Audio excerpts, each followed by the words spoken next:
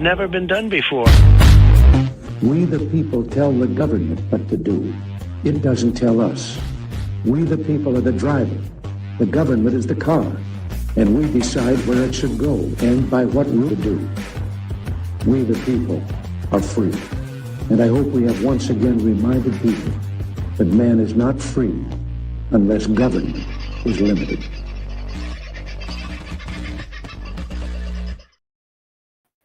Hey, how you going? Sorry about last night. Hell of a day yesterday. Been a big day today as well, just between you, me, and the Gatepost. But had some interaction with police today, which has been interesting. And I must say, very good interaction with the Queensland Police Force. Interestingly, I also came across an article today about their recruiting and their dire need of new recruits, although they're playing it down. There are 12,000 police apparently in Queensland, but that's at least 10% down on what the nominated number should be. And we all know they've been running recruiting advertisements all over the world. Haven't seen too many here in Queensland, although I don't watch any free-to-air TV. So it would be hard for me to see any TV ads. And while I do listen to the radio while I'm driving, increasingly less and less. So I don't get a lot of advertising these days either. So maybe they are running them and I'm just not aware of it. But anyway, I thought that was interesting. How are you all? It's been a little while since we caught up. Aussie Sue, God love you, woman. First in, and like you beat me in the room. I set up the thing and came in and you were already in here waiting. You kicked off beautifully.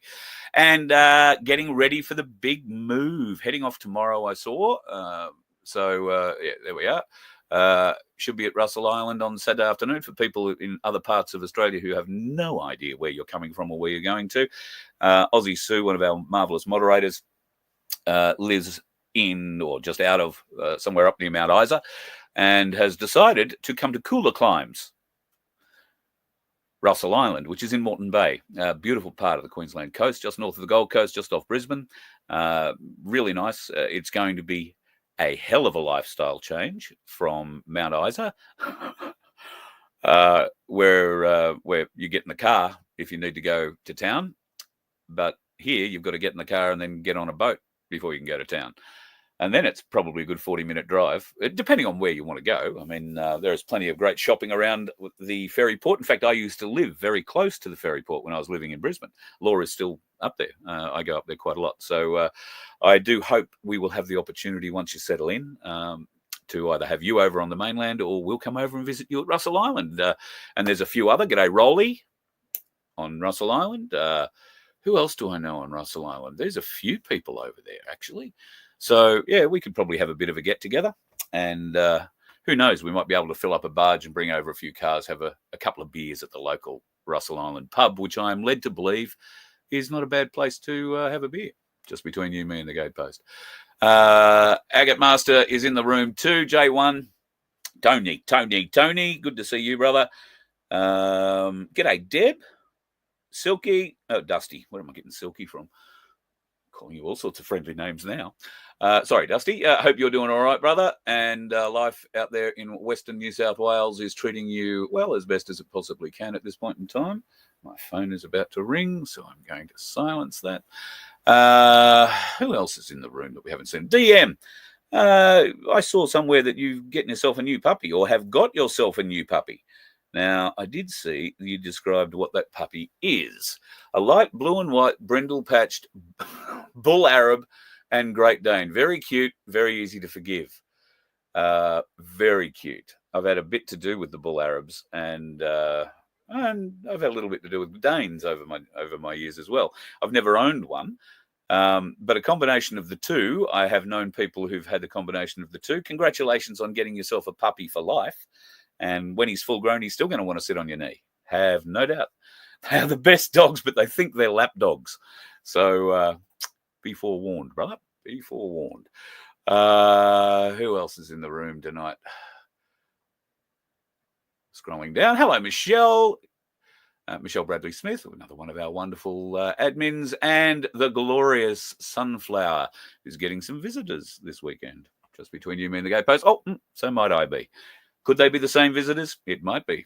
And I'm just going to see whether or not they might be in the room tonight.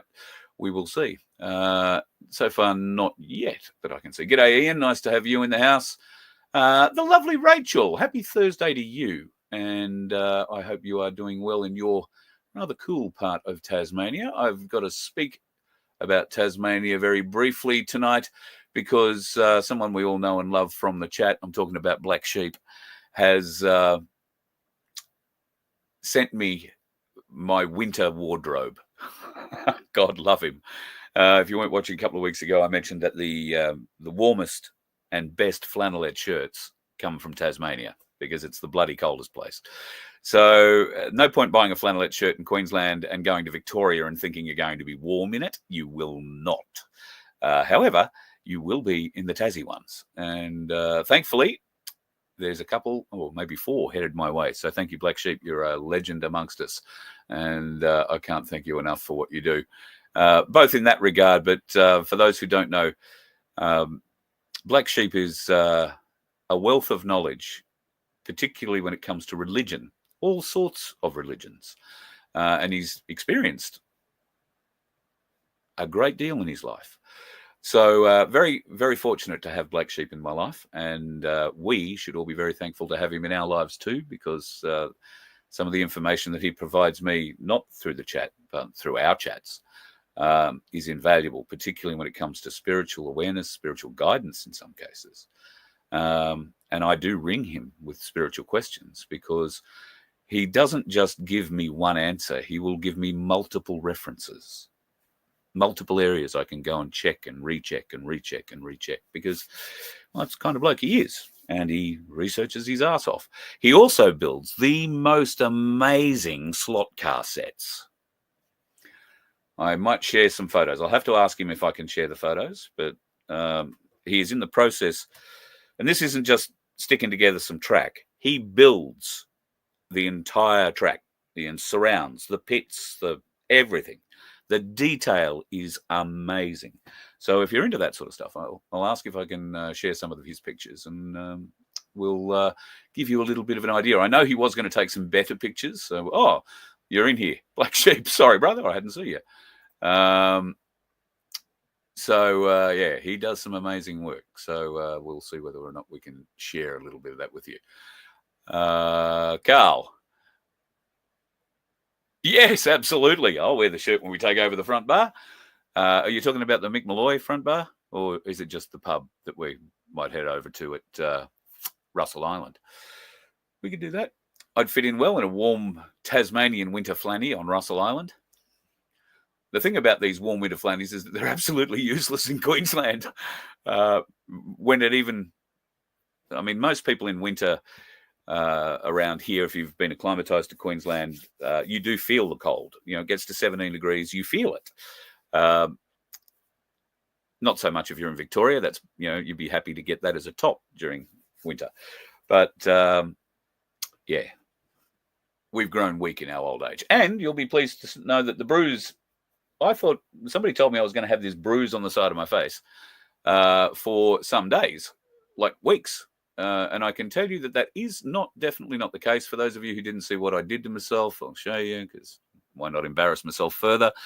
This was the result of me cartwheeling down a very steep hill while trying to throw one small piece of wood in the back of a friggin' truck and losing my footing, being very protective of my left wrist, trying not to fall down a bloody huge rock-encrusted water wash, and zigged when I zagged. And luckily, though, I was saved by the wheel nut, the front left wheel nut of the truck catching my ear, and the rest of my face into the side of it. So that bruise is gone now. So, see, all gone.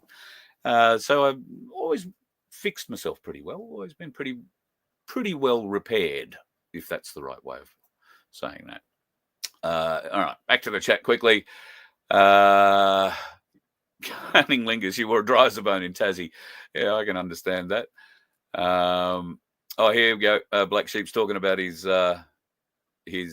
Yeah, he doesn't make the actual track. No, I should point that out. There is a slot car, some electronics involved, but it's everything outside or inside the track that he makes. And it is spectacular. Absolutely spectacular. Yes, I didn't have to dodge the gunshot, just the wheel nut. And, well, thankfully, I didn't get the whole wheel, just grazed it. A bit like Trump. God, there's a bit of a stretch. All right, I think I've got down there. Hello, Donna. Nice to have you in. Fell in, cracked your forehead on a very heavy table. You look Neolithic. Yeah. I don't want to laugh at that. Oh, you'll use your last X39 patch and it went down in 12 hours. Right, well, what I didn't tell you about this was that the real problem was down on my left leg. My left shin took a huge hit on a very large rock. Took a little bit of bark off, bit of bleeding. But, you know, there's no skin, no muscle, no nothing on the shin bone. So I've punched it very hard, and I had an egg come up that is, well, you know those little soft footballs that Macca's used to give away with food for kids to entice them to, you know, eat other kids? It's about the half of one of those came up on my leg almost instantly, and it was sore. It is still, to touch, it's okay. If I push in deep, it's sore, but I haven't put a patch on it in 2 days. I did put a patch on it that night, and the next day the swelling was almost 100% gone, and I've just been forgetful and I haven't put one back on. But I have no pain in the leg. I'm not walking with a limp. I don't notice it until I go to get into bed at night, when I put my knee up on the bed to climb into bed, and it's left leg. It doesn't like me doing that. But yeah, that's the X39 patch, and they're right here beside me, so I will put one on. I won't get up and drop my pants to put it on my leg right now for you. I'll save you that embarrassment. But those X39 patches, folks, I got to tell you, they have worked for me and for so many other people. And at the moment, I've sent a packet of them down to Guru, and he's wearing them every day. And with a bit of luck and a bit of prayer, it will make some significant aid to what he's going through at the moment too. He said he can feel it working. He's feeling all sorts of weird things, and he said to me the other day that he's noticed there's been he's able to move his mouth more, which some trolls won't be at all happy about, but he's able to, he's got more freedom in his mouth movement and all that kind of thing. So after wearing the patches, so this is bloody great news, and all we can pray for is that he gets some continued benefit out of it. But we'll see how he goes after a month, and if he needs it, we'll get him another lot next month. But if you need a little bit of help in that regard, the X39 patch link is on that crawl at the bottom there. Just write that down, click on that, and try them. Just try them. Give yourself 1 month and see if it makes any difference to you. You will find that depending what ails you, you might find immediate relief. And when I say immediate, I mean overnight relief, to a point of maybe not total relief, but significant reductions in long-term serious pain. And Carol O'Connor, got to say happy birthday to Carol. I missed it. It was day before yesterday, I want to say. Happy birthday, Carol. But Carol was one of the first, or in fact, she was the first person I gave patches to. And Carol had a serious back issue for 34 years, hadn't slept a night, and had degrading performance when it came to walking and that kind of thing. One night with those patches changed her life. And for the first time in years, she was able to dance without being drunk and carry on. And she could get up the next day. Previously, if she'd have wiggled around and danced and done anything like that, she'd be lying in bed for a week. Previous to trying the patches, she was doing just that, needing to rest during the day. She was sleeping maybe 4 to 5 hours a night, broken sleep. She was taking very, very, very heavy opioid medication that she was trying to get off, and the patches helped. Did a huge thing. And yeah, very successful for her. I've had so many other success stories come through as well. My ailments are minor compared to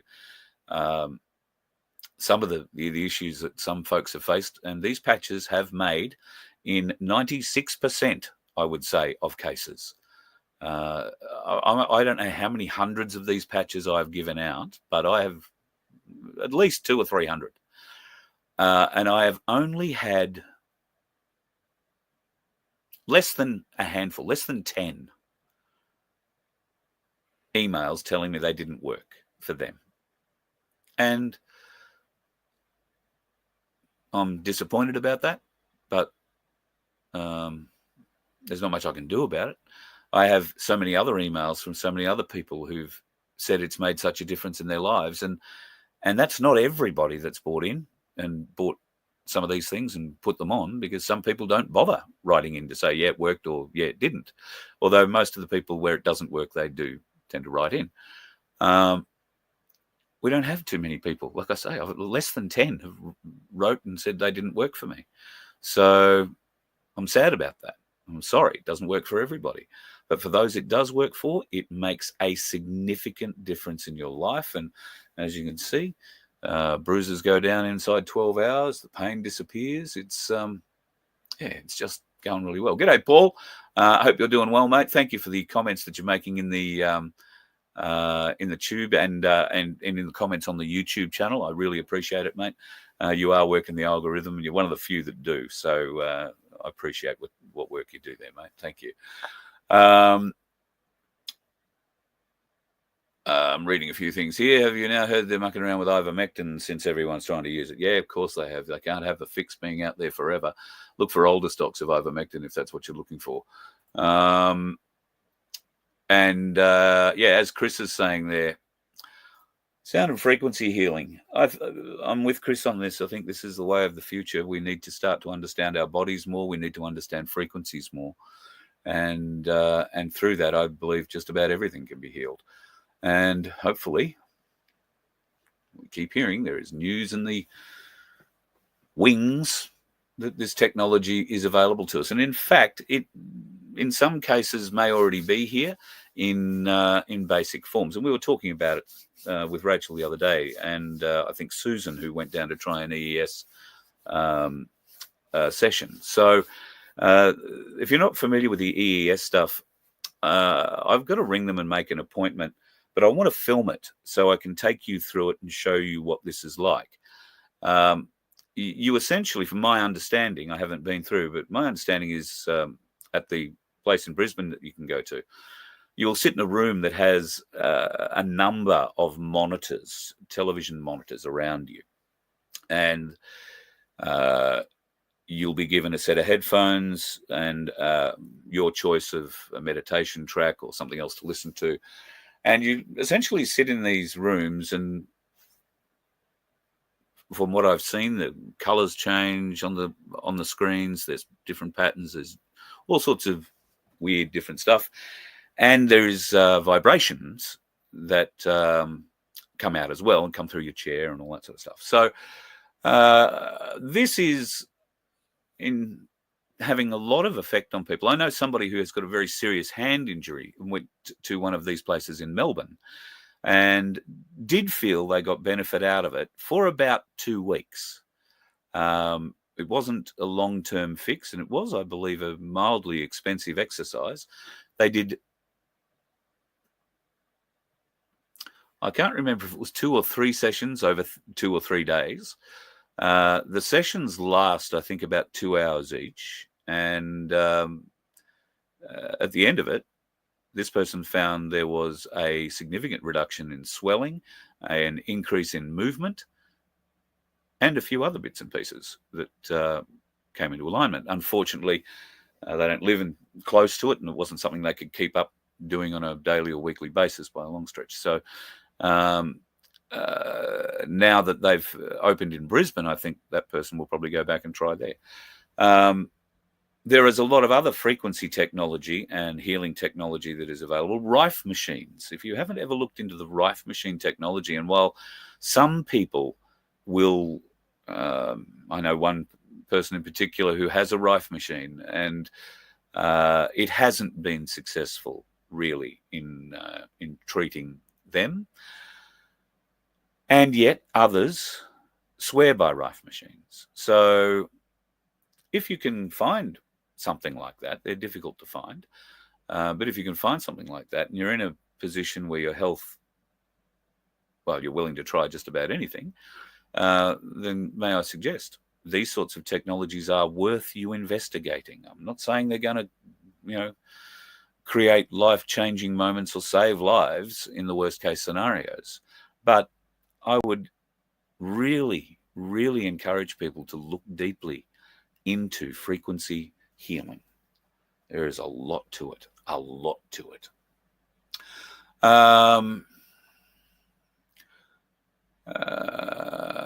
Here we go. What have we done here? You don't have a rife machine, but you and Sunshine have purchased the halos. All right. I know somebody, I want to say somebody on the property here bought a halo. He's not on the property at the moment. I've got to ask. He did say he wanted to come and show me, and we were going to film it, but he got called away. Somebody got sick in the family, had to head off. So we'll probably get that in the next couple of weeks. But I'm really unfamiliar with that halo technology. Sunflower, you and I must talk. I'm very keen to find out more about it. So research it, the halo device. Thank you, Chris. Good man, good man. And it works well on you, Sunflower. Great. How's it working on Rick? Have you seen any appreciable help or changes? That would be spectacular. Be wonderful. But not saying that the advances it's done for you aren't. I'm very glad that you're feeling much better.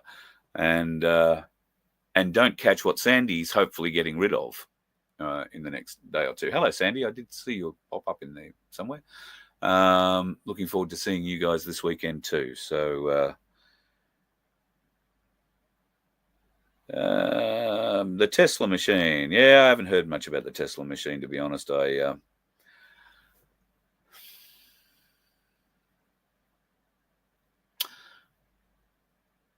are some things about... I'm a huge Tesla fan. I'm not talking about the car or Musk. I'm talking about Nikolai. I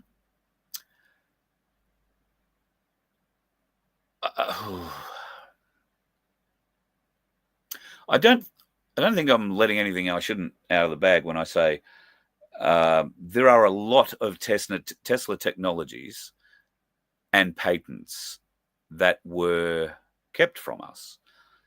These patents include free energy, free power, but are not limited to that. There are medical patents. There are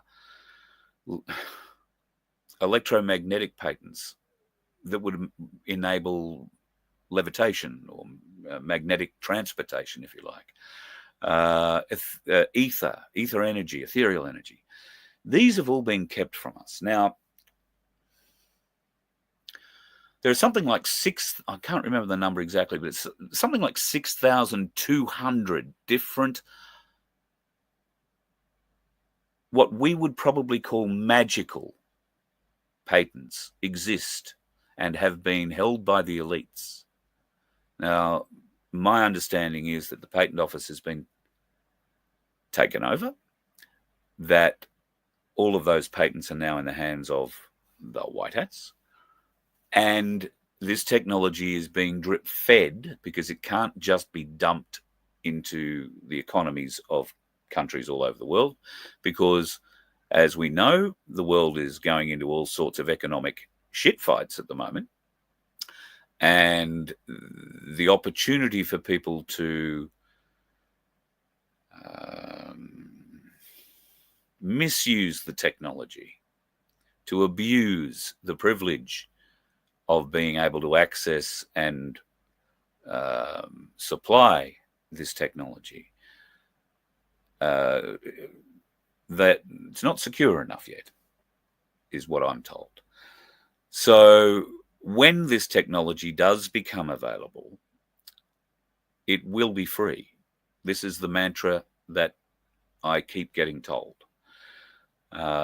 When I talk about these businesses that are setting up with frequency healing and like the EES and whatnot, I can't discount what they're doing, because there is patents for this sort of technology. Now, whether or not the patents they're running on their screens or whatnot are the right ones, I don't know. Who would know? we're at the very, very beginning of this journey, and I don't know if that makes us test dummies or adventurers, explorers. I prefer to think explorers, but we've got to give it a go. And my heartfelt wish is that you would give it a go if you find yourself available.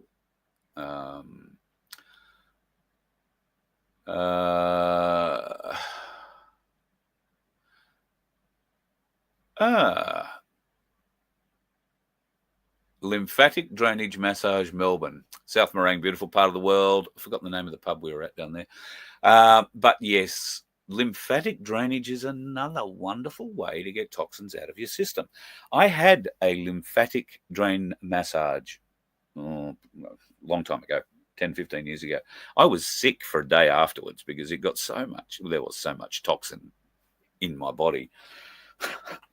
It just, yeah, it was an interesting time. I didn't know you could feel so bad getting such bad shit out of you.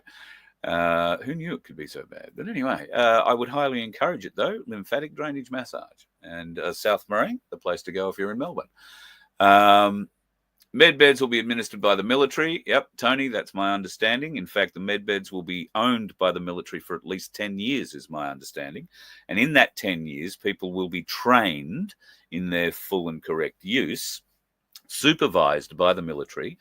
And as that 10 years ekes out, obviously there'll be more and more and more and more and more of these things available. The training centres will be putting through.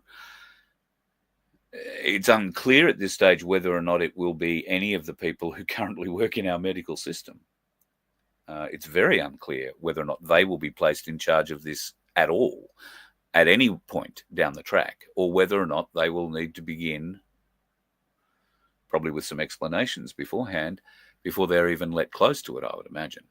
Because there are some significant doubts about some, more on the administrative and bureaucratic side, I would like to think, but maybe not, in the medical system, who would not have us profit from this by getting healthy. They would prefer they profited from this by us getting broke, getting a debt. That's what they're very good at doing, giving us debts. Sunflower. The EES system also gives you serious detox symptoms. Oh, right.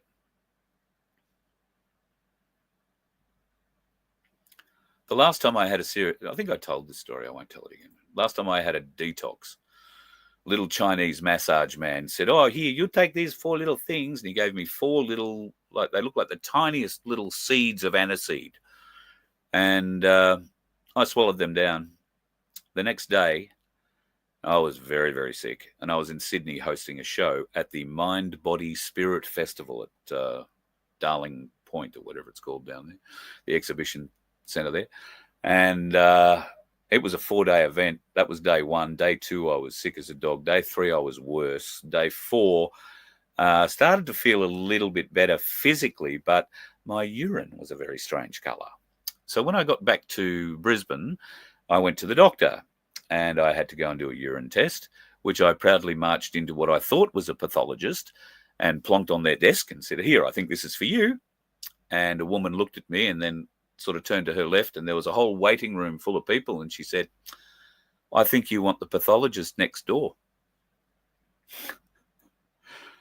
I'd walked into some other office thinking it was the pathologist. So anyway, walked into the pathologist. She came out, picked up the little bottle, looked at it and said, "Oh, well, this person's not very well, are they?" And I said, "Oh, aren't they? Why is that?" She said, "Oh, no, all that blood in the urine." I said, "What do you mean blood?" She said, "Oh, that's what all that little red stuff is floating around in there." Now, as far as I could tell, my urine looked like rust at that stage, like pissing rust. And I went home thinking, "Oh, what have these 4 little pills done for me?" And mind you, I hadn't stopped taking the pills. He gave me a packet of them. I even bought the packet. He didn't give them to me. I bought it. and it was like $80. And I was still taking 1 or 2 of those every day, purging the system like he told me to do. I had to do it like for 3 weeks or something. Anyway, turns out it really did clean me out to a point where there was lots of blood in the urine and all sorts of other crap. So, yes. Fun times. What else have we got in here?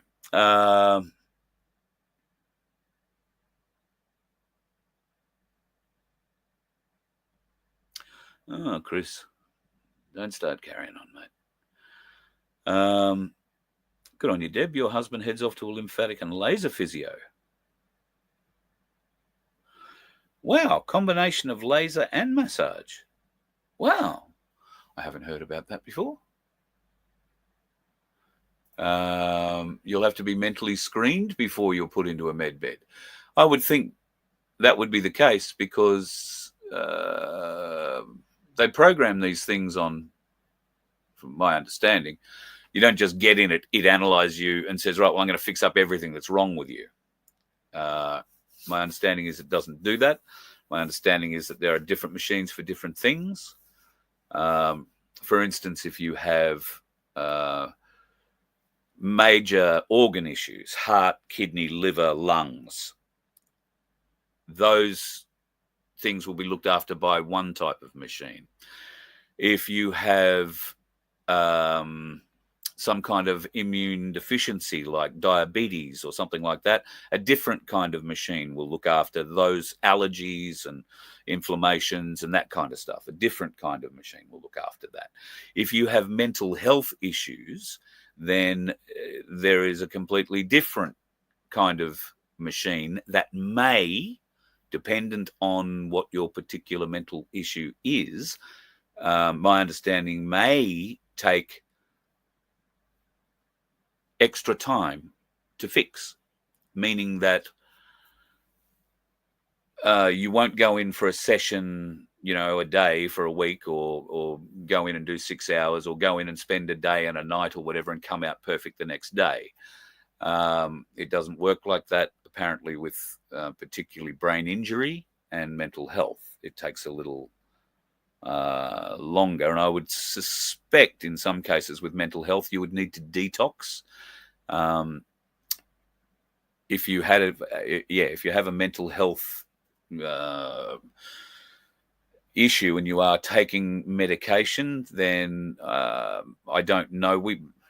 There was a conversation about this, whether or not you would need to maintain your current medication intake while you were being treated, or whether or not that would need to be phased out before you were treated, so that the machines didn't treat you for toxic stuff in your blood as well, because you could be in the wrong machine for that kind of thing. So there are varieties. MedBed is not one kind of machine. The machine that apparently grows arms and legs and eyes and teeth and all that back, that's another machine. So yeah, I think a lot of what's going to happen when the MedBeds get to us will be triaged initially. Everybody who lines up to get seen will be triaged into which category they are, which kind of machine they need. And there's nothing that says you're not going to need multiple machines, but they're going to need to schedule that. So this probably will take some time. Luckily, it is my understanding that most procedures outside of things like growing limbs back and mental health or neurological disorder, most things can be completed in a day at the longest. So bring it on, is all I say. Bring it on. I'm sick and tired of talking about it like I actually think, like I know, like talking about it like they're here and we believe what we believe, but talking about them like they're here. We need to start seeing some of this technology. We need to see it. There's a lot of things we need to see. We need to see the Ukraine shut down, the war stopped, and by the sound of it, Zelensky is buckling. If you're not up to it, he's signed the agreement with America on their rare earth deal. That is, Ukraine has some rare earth metals on their or under their land. The Americans want access to that for a certain period of time so they can get back some of the money that they've thrown at Ukraine through the Biden era in this pissant war they've tried to create with Russia. And Russia was very happy to oblige. In fact, I have a video here from an interview with Tucker Carlson that a fellow who lives over there and reports for the Western media and was traveling with the Russians, was actually detailing and showing the atrocities being committed by Ukrainian troops against their own people, particularly in the Donetsk region, where they live and breathe Russia. They believe they're still part of Russia. They want to be part of Russia. Russia wants them back. There are towns there where every person in the town has been killed because the Ukrainians, the military there, have used these people as human shields. Civilians haven't allowed them to leave. And there's been, a lot of people dead. Anyway, Zelensky, for the joke that he is, seems to have put his moniker on the bit of paper that makes Trump happy. And that's going to take a lot of fizz out of the NATO business. I mean, NATO lost a lot of their fizz when Trump got in anyway, especially when he pulled the plug on the money, because the money stopped the day he got in. They've been squealing ever since. And of course, you've seen how the EU has proposed to combat this. They've proposed to come up with $800 billion of their own to match the US military size. That's all of Europe coming up with $800 billion to build a military to take on America, by the sound of it. But they still want to fight Russia. They're still very keen to prosecute a war against Putin. Why? Well, we all know. NATO is Satan's army and have been for years. And in fact, that's what the Russians say when they're in battle. When asked who they're fighting and what they're fighting, they say they are fighting Satan. They are fighting for God. God in heaven, not some evil filth. God bless them for it, I say. I do have a couple of things I did want to show you tonight, and I've prattled on 40 minutes, a lot longer than I thought I was going to. I don't have a huge amount because for those of you who've been following along, we live on a large property. There is a lot of wood down on this property. We're under fire order to get a lot of that wood cleaned up. We've had problems with wood chippers and trucks, and tractors, excavators going well though. We've had stupid old fat man falling down a hill. Rainy days, can't get trucks up hills around here. We can't get our wood chipper to certain places if there's been. In fact, we got rain at 10 o'clock last night here and couldn't get the truck up the hill until after lunch today. Wasn't even much rain, but that's just how steep it is around here. So working very hard. And last night, in fact, yesterday, I don't think I've worked that hard. I started at 8 o'clock yesterday morning. I finished at about 4:30 or 5 o'clock yesterday afternoon. I came in here to set up for the show and collapsed in the chair and went to sleep and woke up at 1 o'clock in the morning and went to bed. So that's why there was no show last night. I was dead and even woke up late this morning. So it must have worked me out. But feel fit for it. Lots of running uphill and lots of lifting of wood and playing with chainsaws and all that sort of stuff. So that was part of the issue with last night.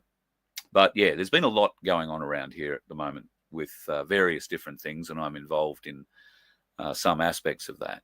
And it has been a little time consuming. So keeping up with what's going on in the world has been a little difficult this week. And as I say, I don't follow too much when it comes to mainstream media. So I really don't know what's been going on, but I have heard Albo's in a bit of a panic, and my God, it makes me feel good. Now, why is he going into damage control? Because Penny Wong, that strange, strange woman, there are so many other things I want to call her, but I'm going to be mostly polite. The mad cow has let it slip that The Voice isn't off the agenda. It won't be called The Voice. Albanese has also refused to say that the ideas behind the voice are off the table. And the way he's phrasing it is that the former government put that forward and it failed. So the former government is his government, okay? Because there is no government in control of Australia at the moment, if you believe in the Australian government, yada, yada, yada. All right? So we're in a caretaker mode. So there is no government. The former government is the Labor government, the one we've been suffering under, since Albo started. Now, Albo's very upset because Penny Wong, in a podcast, alluded to the fact that they were going to, well, the voice wasn't over with. It wasn't going to be called the voice, but there is a way to bring forward all of the things that the Uluru Statement from the Heart reflected in a parliamentary vote. And if you are stupid enough to vote for the Greens, the Teals, or Labor, or any independent that preferences any of them in this forthcoming election, that's exactly what's going to happen. We won't be asked. There will be no referendum. There'll just be the ramrod of legislation. They've done it now to us twice. Remember last December? Remember the freedom of speech laws they put through without any debate. They rammed them through with the backing of the gutless bastards that support Labor. And, well, One Nation at that time were about the only people who stood up, Gerard Rennick and co, but nobody else. They all jumped on the bandwagon. None of them deserve to be re-elected. None of them. If you have an independent in your area, vote for them before you vote for anybody else. If you have a trumpet of patriot, if you have a heart, if you have a People First candidate in your area, vote for them, 1, 2, and 3, or 3, 2, and 1, or 2, 1, and 3. I don't care. But preference the freedom parties before you let these Labor, Liberal, National Green arseholes back in charge of this country. We cannot allow whoever holds power to be able to ramrod legislation through our parliament and force shit on us like they have been doing. This must end. But only you can do it through this vote. Well, maybe not. Voting's, well, we won't get into the voting side of it. I'm going to talk from a perspective of voting. All right? Because there are going to be more people watching this show tonight going to vote than there aren't. Although I think the numbers will be pretty close. So if you are going to go and get your name crossed off, and if you are going to go in, don't draw a dick on your bloody ballot sheet. If you truly don't care what happens in this governmental race, if you truly don't care, then do something for the freedom movement. Vote Heart Party. Vote GAP. Vote People First. And then look at who they preference, because they're going to preference each other. They're going to preference the freedom movements. Now, how much freedom some of these parties are going to bring to us, I believe, probably a reasonable amount. Some I might question. One Nation was saying and doing a great deal of wonderful things up until they did an about face a couple of days ago, and now they're going to preference Liberals. And they're going to do it in as many seats as they possibly can because Peter Dutton needs the help, apparently.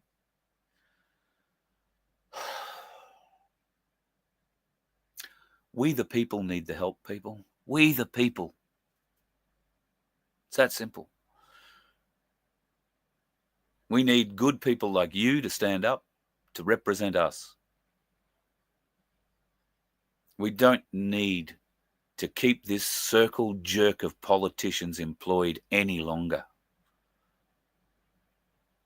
And while we'll never get rid of all of them this election, what we can make sure we can do is put a breaker in by giving those freedom parties the balance of power in the Senate. And that's why the Senate race is so important. So please, folks, 1 through 12 below the line on the Senate paper, 1 to 6 above the line. That's all you have got to remember. Numbers 1 to 6 in your order. If you're going to vote above the line, if you decide to vote below the line, you don't need to fill out every box. You just need to fill out 12. But I urge you, if you're going to go below the line, find those 12 people before you get to the ballot and find out who they're preferencing. Because if you're going to preference an independent that's throwing all his preferences to Labor, you're voting for Labor or Liberal or the Greens or the Teals.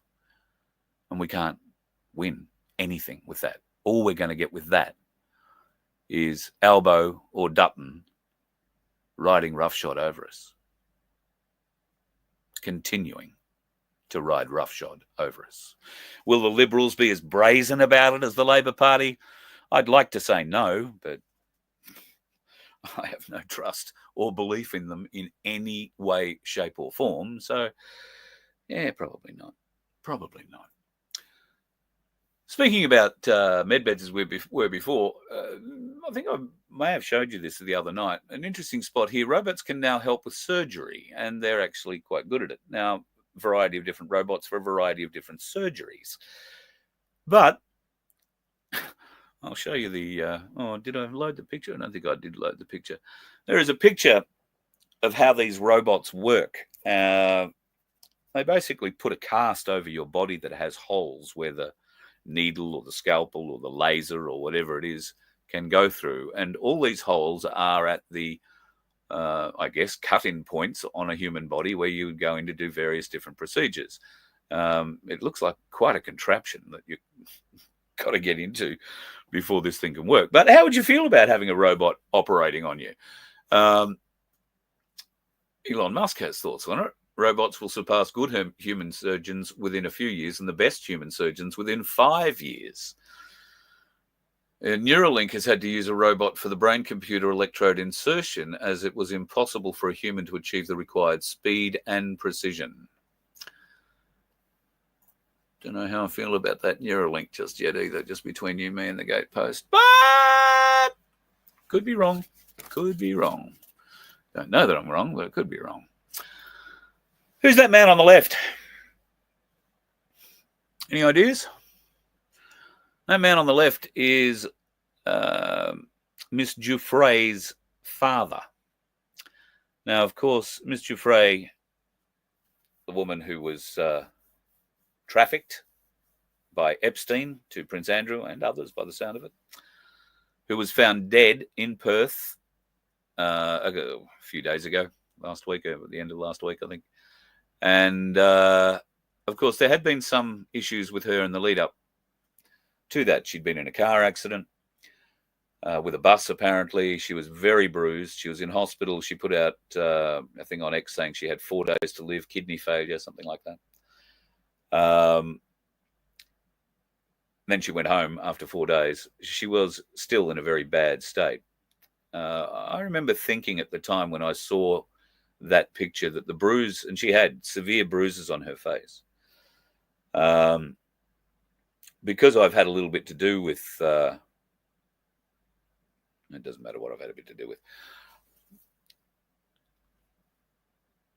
You can tell when somebody has put a hand with pressure on somebody's face. Okay? You can tell.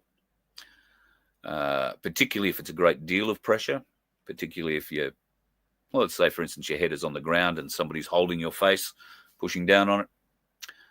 That leaves marks, that leaves bruises. And I have to say, my first glance at the bruises that I saw on her face said a hand. 3 fingers particularly on the left side of her face. And I thought, domestic violence. There have been stories about the breakup of her wedding or marriage, her 22-year marriage, which apparently they went their separate ways a little while ago, but were still apparently seeing each other on and off. There were some alleged domestic violence incidents there. Who was the perpetrator, I don't know, but those pictures were a bit of an indication. However, that was one picture in a lifetime, so don't read too much into that. However, the story came out pretty much immediately from Western Australia Police that she'd committed suicide. So that bloke, her dad, says no, that is not the case. That the family has some significant questions and that the police are not investigating and refuse to dig deeper. Now, we all know that Western Australia is probably not the most uncorrupt state in Australia. I mean, they had that Premier Dick for a while, didn't they? He stitched things up pretty nicely, and now he's got himself a nice, cushy corporate promotion for all the great he did during the COVID period. Western Australian coppers got something to answer. Many questions that need answering around Virginia Giuffo's death. And certainly we the people, I don't think, are going to be hearing too much unless we make a noise about it. Her family require we the people to make a noise about it. What if she was knocked off? What if she was murdered? And was it a domestic violence thing, or is it something broader? We know the reach of these people, these elites, and we know that there are still a few of them around, because we haven't seen any friggin' arrests or trials yet. So, or not many at any rate. So yes, I think any support we can place behind the family would be well placed. A full investigation of her death, I think, is required, a full public investigation. We'll wait and see whether or not any of that absolutely or could possibly happen. Last couple of days, after the Tucker Carlson piece that I played 2 nights ago, basically his full 30-minute speech to the nation, as I called it, it is one of the most amazing speeches and encouraging speeches that I've heard from an American about Australia ever. And I would urge you, because you're not going to find that speech online anymore. I think it's disappeared from X, which is where I came across it. And it's not available on YouTube, I don't think, anywhere else. The only place you're going to find it is inside my show, because I copied the program. I took it, taped it. I have a copy of it here. So if you want to share that, you basically share the last show, not last night's, the night before. And I would encourage as many people as possible to watch that interview before they go and vote. If you're going out to vote, watch that interview. It will give you a little bit of an insight as to what he's doing and how the elites are doing things to us. How do the elites take control? This was a question that was posed to me by someone very close to me not so long ago. Oh, you talk about these elites, and no, they've got all this control, and no. And I tried to explain the boiled frog syndrome, and that seemed a bit too hard. But Tucker Carlson, and I'm sorry to go back to him, but this is an important piece, and he's speaking here with somebody from the financial industry. There is mechanisms, or there are mechanisms, to induce something called breakaway civilizations. How do they induce a breakaway civilization? Why do you call it the breakaway civilization? Breakaway civilization was a term made famous by Richard Dolan, and it simply described a decision to create a parallel system. First it started with the black budget, but it grew, call it the national security state, but to build a civilization that literally was separate and not subject to the laws of the existing one. So if I'm running a company and I want to bring up new systems, I'll bring up the new systems while I'm running the old, and I'll run them in parallel, and I'll move things over slowly, and then at some point I bring the current thing down. And to me, that's what the financial coup was. You're moving the money out of one system and putting it in another. So in theory, 21 trillion is enough at a 5%, interest rate to basically finance a private government, if you will. Yeah, very interesting. And sound familiar at all? Take money out of one thing into another, which reminds me, speaking of taking money out of one thing and putting it into something else, we were going to catch up with Emily from QSI. That was meant to be last week, but she didn't. She missed a connecting flight, or a plane never turned up, or something happened, and we couldn't catch up. This week, we were meant to catch up earlier today, but she quite rightly wants to be across a few of the issues that are happening at the moment in the world, because it's impacting, obviously, what they're talking about and how the QSI Nasara Jasara system is going to work. So she's asked if we could postpone that another week, and we'll have a new government by then, and that could mean significant differences. Whether or not we've got a changed government, but it'll be a different government. So we'll see. But anyway, hopefully we'll be able to make time next week with Emily to catch up for those folks who are interested in the QSI thing. And I know that there are certainly, I've got a lot of questions still. And yeah, I'm sure there are a lot of questions about me and training, which we'll have to get to at some point. All right, folks, going to love you and leave you. I think we've nearly eked out an hour tonight. So it's been a pleasure to share my time with you. And thank you very much for sharing your time with me. I'm sorry about last night. And tomorrow, tomorrow could be interesting. I'm not sure whether or not I'm going to have mobile service tomorrow. But if I do, there is half a chance that tomorrow night we will be coming live from a very different venue. And if not, there probably won't be a show tomorrow night if I don't have any mobile signal. I'm going to be in a different area, and it's a bit remote. So we'll see where it is. I'm not sure. Starlink, I've actually lent my Starlink to Cass at the moment, so I don't have it with me. And I'm using hers. It's a weird thing, but hers is on the roof. So I think there's going to be a better than 70% chance there'll be a show tomorrow night. I'm just not sure of the Telstra coverage in the area that we're going to, but I'll take the modem, we'll hook it up and see if we can. And we all are going to be in for a little experience this weekend, can I say? I'm going to take you somewhere you never thought you'd go. No, it won't be to the polling booth. Just to be sure about that. All right, folks, you enjoy your night. Have a great one. Be safe on the roads, and watch out for those dickheads, because they are about. You let one ant stand up to us, then they all might stand up. Those puny little ants outnumber us 100 to 1. And if they ever figure that out, there goes our way of life. It's not about food. It's about keeping those ants in line. That's why we're going back. Does anybody else want to stay? Let's ride!